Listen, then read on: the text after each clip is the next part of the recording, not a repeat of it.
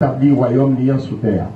En nous couper bien bas devant un grand maître là, en nous reconnaître nos ses pécheurs, en nous demander bon Dieu pardon.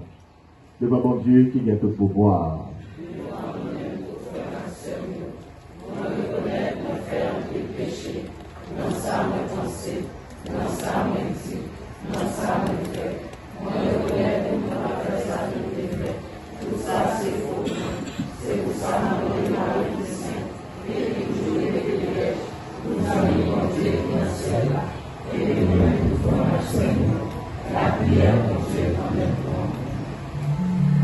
C'est pour mon Dieu qui gagne tout pouvoir, gagne pitié pour nous, c'est pour pardonner les péchés nous, pour mener nous dans la vie qui ne va jamais finir.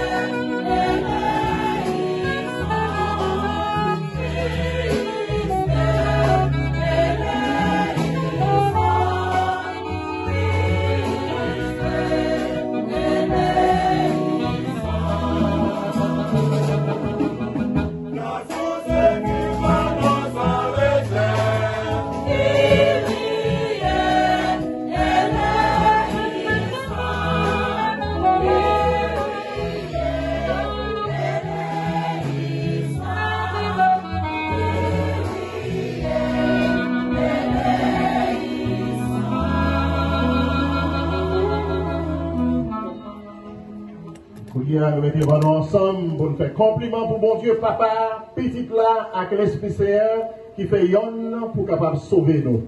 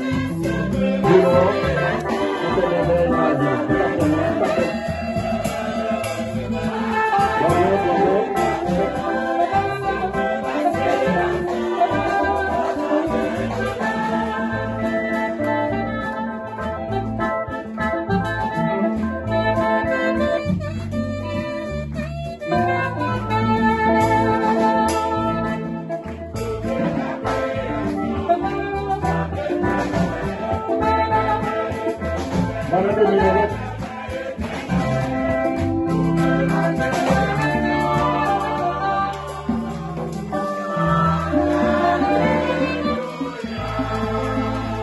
pour mon Dieu, bravo pour Jésus-Christ, bravo pour l'Esprit Saint-Seigneur.